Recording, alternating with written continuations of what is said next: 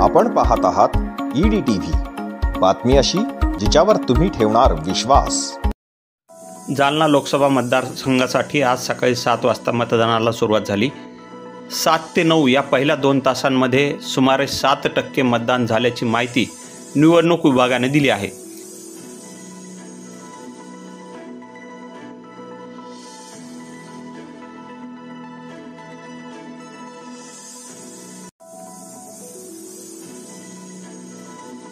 दरम्यान 9 नंतर मतदान केंद्रांवर मतदारांच्या मोठमोठ्या रांगा दिसून आल्या।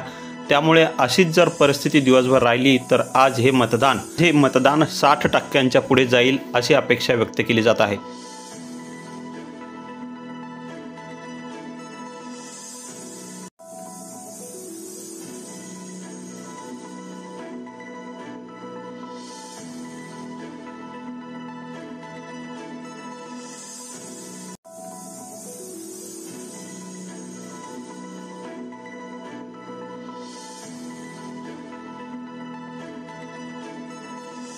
जालना शहरात दिव्यांग मतदान केंद्र, आदर्श सखी मतदान केंद्र अशा वेगवेगळ्या नावाने मतदान केंद्र स्थापन करण्यात आली होती, जेणेकरून मतदानांचा आकडा हा वाढला जाईल।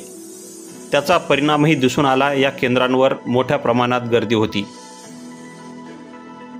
पोलीस अधीक्षक अजय कुमार बंसल हे सकाळी 7 वाजल्यापासून रस्त्यावर होते आणि वेगवेगळ्या मतदान केंद्रांमध्ये भेटी देऊन त्यांनी परिस्थितीचा आढावाही घेतला। दरम्यान दुपारनंतर जामखेड येथे जाण्याची शक्यताही त्यांनी वर्तवली आहे, कारण जामखेड हे थोडे संवेदनशील मतदान केंद्र आहे।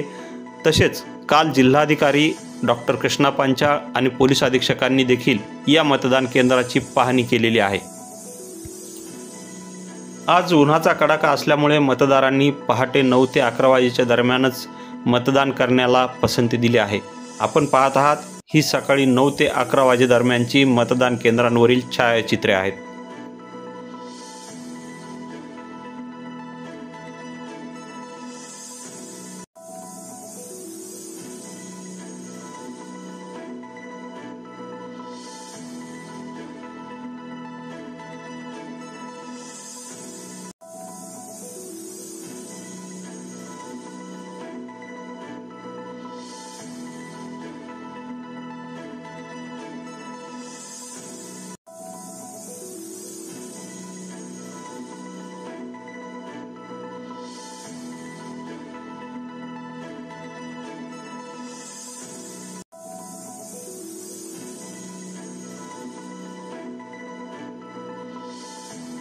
मतदानाची आकडेवारी वाढावी म्हणून राजकीय पक्षांकडून आणि प्रशासनाकडून विविध उपाययोजना करण्यात आल्या होत्या।